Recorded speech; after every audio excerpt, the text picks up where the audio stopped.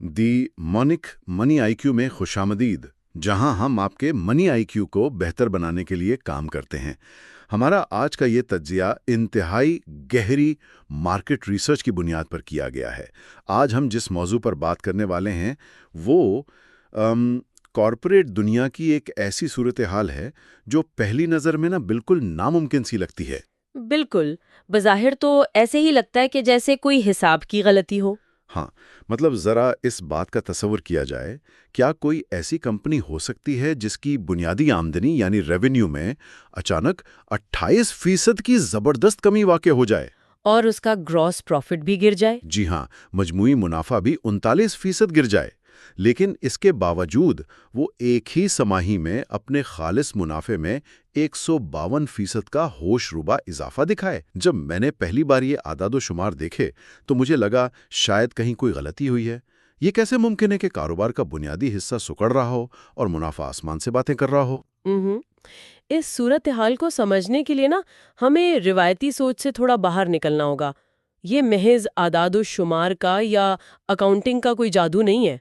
तो फिर ये क्या है? मतलब हम आज इसी बात को साबित करने वाले हैं। हब पावर कंपनी, जिसे मार्केट में हबकों के नाम से जाना जाता है, उसका तज्जिया कर रहे हैं। बिल्कुल। और ये पाकिस्तान की कॉरपोरेट तारीख की सबसे शानदार स्ट्रैटेजिक तब्दीलियों में से एक है। हम एक ऐसी पुरानी और रिवायती कंपनी को देख रहे हैं जो मतलब अपने पुराने खौल से निकलकर एक बिल्कुल नए कारोबारी मॉडल में ढल चुकी है। सच कहूं तो एक रिवायती कंपनी जो दहाइयों से एक ही तर्ज कर चल रही हो, उसका यूं अचानक एक नया रूप धार लेना वाकई हैरत अंगेज है। चले इस बात को तफसील से समझते हैं। अगर हम कंपनी के मजमूई आदादो शुमार को देखें तो रेवेन्यू में 28% कमी आई है। और एक आम सरमायाकार के लिए तो ये आदादो शुमार खतरे की घंटी होने चाहिए। बिल्कुल होने चाहिए। तो इस बड़े सवाल की बुनियादी वजह क्या थी? मतलब ये कहानी शुरू कहाँ से होती है? इस कहानी को समझने के लिए हमें 90 की दहाई में जाना पड़ेगा, जब ये कंपनी पाकिस्तान में निजी शोबे के तहत बिजली पैदा करने वाली पहली बड़ी कंपनी के तौर पर सामने आई थी। इस हालिया ज़वाल की सबसे बड़ी वजह इनके इसी पुराने और बुनियादी हब प्लांट के मुआहदे का, जो हुकूमत के साथ पावर परचेज एग्रीमेंट था। हाँ, वही मुआहदा कब्ल-अज़-ज़ब्त खत्म होना है। ये इनकी कमाई का सबसे पक्का जरिया था। इस मुआहदे के तहत एक खास निज़ाम चलता था जिसे कारोबारी ज़बान में कैपेसिटी पेमेंट्स यानी इस्तेदाद की अदायगी कहा जाता है। जरा इस कैपेसिटी पेमेंट के तस्वुर को थोड़ा आसान अल्फाज में वाज़े किया जाए ताकि हर कोई समझ सके कि ये मुआहदा ख़त्म होना इतना बड़ा धचका क्यों था। अच्छा, उसे एक किराए की गाड़ी की तरह समझा जाए। फर्ज करें कि एक गाड़ी ड्राइवर के साथ किराए पर ली गई है ताकि जब भी जरूरत हो वो मौजूद हो। यानी वो हर वक्त तैयार खड़ी है। बिल्कुल। अब चाहे वो गाड़ी पूरा महीना गैराज में खड़ी रहे और उसे 1 किलोमीटर भी ना चलाया जाए, फिर भी उसका एक मुकर्ररा किराया तो देना पड़ेगा ना, क्योंकि वो तैयार खड़ी रखी गई थी। सही। तो बिजली के इन पुराने मुआहदों में हुकूमत कंपनियों को इसी बात के पैसे देती थी कि उनके प्लांट्स बिजली पैदा करने के लिए हर वक्त तैयार रहें। जी, चाहे हुकूमत उनसे बिजली ले या ना ले, एक भारी रकम उन्हें बाकायदगी से मिलती रहती थी। जब ये मुनाफा बख्श मुआहदा वक्त से पहले खत्म हुआ तो जाहिर है कंपनी की बुनियादी आमदनी पर एक बहुत बड़ा कट लगा। और मेरे ख्याल में उनका एक और प्लांट भी तो है ना, जिसके टैरिफ का कोई मसला हुआ था। हाँ, नारोवाल एनर्जी लिमिटेड। उसके टैरिफ के ढांचे पर नए सिरे से मुज़ाकरात हुए, जिससे वहां से आने वाली आमदनी भी नुमाया तौर पर कम हो गई। यानी वो पुरानी और रिवायती मशीनरी जो उनकी कमाई का सबसे महफूज जरिया समझी जाती थी, वो इंजन एक तरह से बंद हो गया। बुनियादी मुआहदे का खत्म होना और टैरिफ का कम होना, ये दोनों मिलकर वाकई किसी भी कंपनी की मालियाती बुनियादों को हिला सकते हैं। बिल्कुल हिला सकते हैं, लेकिन यहाँ जो बात सबसे ज्यादा दिलचस्प है वो ये है कि इस भारी नुकसान के बावजूद कंपनी ने मुनाफा कमाया। तो अगर बुनियादी आमदनी इतनी गिर गई थी, तो वो कौन सा जादुई चश्मा था जहां से उनको इस दूसरी सहमाई में 152% का इजाफी मुनाफा मिल गया? हैरान कुन बात यही है कि वो अब रिवायती आईपीपी मॉडल से निकलकर एक इन्वेस्टमेंट होल्डिंग मॉडल की तरफ जा चुके हैं। اب ان کی کمائی کا انحصار صرف اس بات پر نہیں ہے کہ ان کی اپنی چمنیوں سے کتنا دھواں نکل رہا ہے، بلکہ اس بات پر ہے کہ انہوں نے اپنا سرمایہ کہاں کہاں لگا رکھا ہے۔ اچھا، یعنی ذیلی کمپنیوں کا کردار اس میں بہت اہم ہے۔ جی، انہوں نے اپنے معاون پروجیکٹس یعنی ایسوسیٹس اور جوائنٹ وینچرز سے زبردست منافع کمایا ہے، جس میں 5.6% کا اضافہ ہوا۔ خاص طور پر تھر کے کوئلے پر مبنی پاور پلانٹس اور China power hub generation company کی کارکردگی کا اس میں سب سے بڑا ہاتھ ہے۔ یہاں میں ایک سوال اٹھانا چاہوں گا۔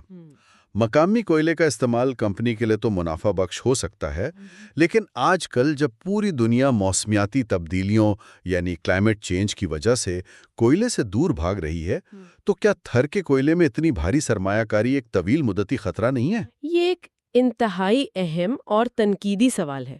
اگر ہم صرف ماحولیاتی نقطۂ نظر سے دیکھیں تو یہ بات بالکل درست معلوم ہوتی ہے، لیکن ہمیں پاکستان کی مخصوص معاشی صورتحال کو بھی مد نظر رکھنا ہوگا۔ مطلب زر مبادلہ کی کمی کا جو مسئلہ ہے؟ بالکل، اس وقت ملک کا سب سے بڑا مسئلہ غیر ملکی زر مبادلے کی کمی ہے۔ درآمدی تیل اور LNG پر اربوں ڈالر خرچ کرنا ملکی معیشت کے لیے ناقابل برداشت ہو چکا تھا۔ تو تھر کا کوئلہ ایک مقامی اور سستا متبادل ہے جو ملک کے بھاری ڈالرز بچا رہا ہے؟ صحیح بات ہے۔ کاروباری لحاظ سے دیکھا جائے تو کمپنی نے ملکی ضرورت کو بھانپ لیا تھا۔ انہیں معلوم تھا کہ چاہے عالمی سطح پر جو بھی رجحان ہو، پاکستان کی معیشت کی مجبوری اسے سستی مقامی توانائی کی طرف ہی لے کر جائے گی۔ اس لیے یہ سرمایہ کاری معاشی لحاظ سے انتہائی منافع بخش ثابت ہوئی۔ یہ بات واقعی وزن رکھتی ہے کہ معاشی بقا کی جنگ میں مقامی وسائل پر انحصار ناگزیر ہو جاتا ہے۔ یہ تو ایک شاندار پیش رفت ہے۔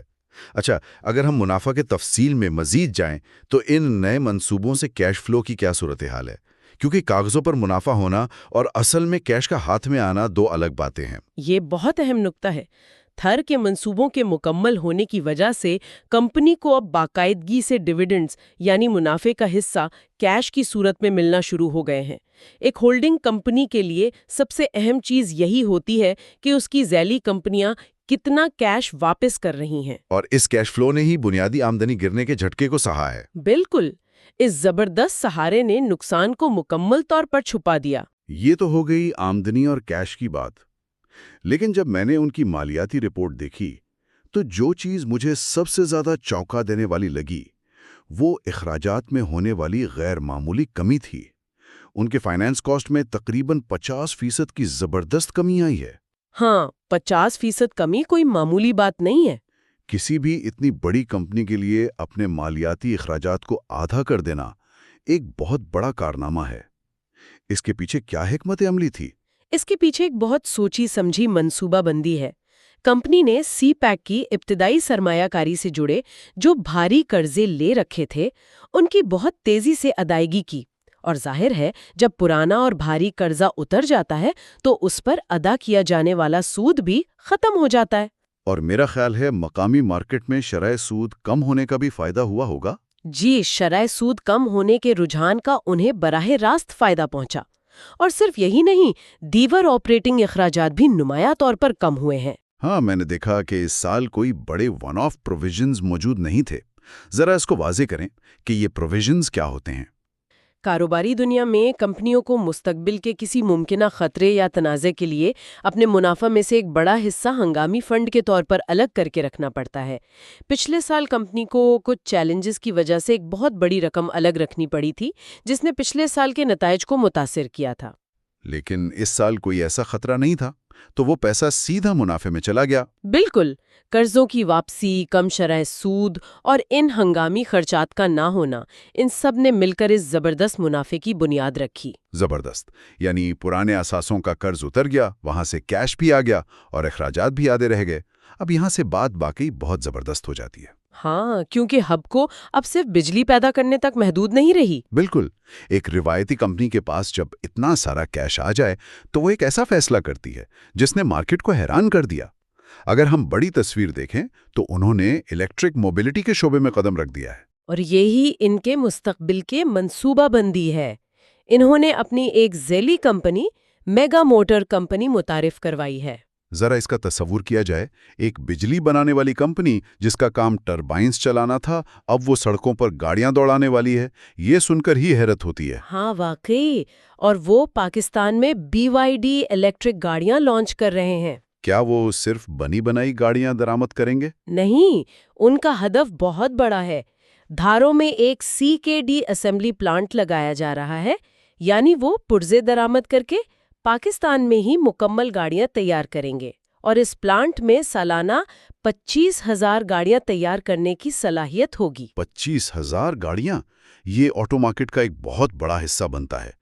लेकिन फर्ज करें गाड़ियां आ गईं, तो पाकिस्तान में इलेक्ट्रिक चार्जिंग का निजाम कौन बनाएगा? इसीलिए इसके मुतवाजी उन्होंने हबको ग्रीन का प्रोजेक्ट भी शुरू किया है। हबको ग्रीन? अच्छा। जी, हबको ग्रीन मुल्क भर की बड़ी शाहराहों पर इलेक्ट्रिक गाड़ियों के लिए EV चार्जिंग नेटवर्क बिछा रहा है। इसका मतलब है वो सिर्फ गाड़ी बेचकर साइड पर नहीं हो रहे, बल्कि इस गाड़ी को चलाने का इंफ्रास्ट्रक्चर भी खुद फराहम कर रहे हैं।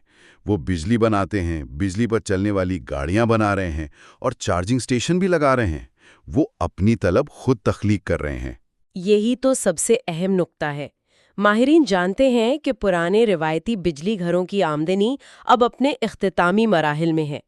इसलिए नई एनर्जी और मोबिलिटी में सरमायाकारी कंपनी के लिए तवील मुद्दती तरक्की के नए रास्ते खोल रही है। तो अगर हम आज की इस गुफ्तगू को समेटें, तो ये आदाद शुमार साबित करते हैं कि ये कंपनी बराह रास्त बिजली पैदा करने की आमदनी के बजाय अब एक जदीद, मुस्तहकम और मुतनव्वा बिजनेस मॉडल में कामयाबी से ढल चुकी है। बिल्कुल।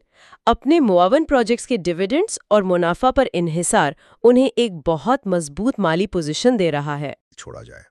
जरा सोचिए, अगर बिजली पैदा करने वाली एक रिवायती कंपनी खुद वो इलेक्ट्रिक गाड़ियां बनाने और चार्जिंग स्टेशंस लगाने लग जाए जो उसी की पैदा करदा बिजली इस्तेमाल करेंगी, तो क्या हम तवानाई की दुनिया में एक ऐसी इजारादारी या मोनोपोली की तरफ बढ़ रहे हैं जहां बिजली का सरचश्मा और इसका इस्तेमाल दोनों एक ही कंपनी के कंट्रोल में हो?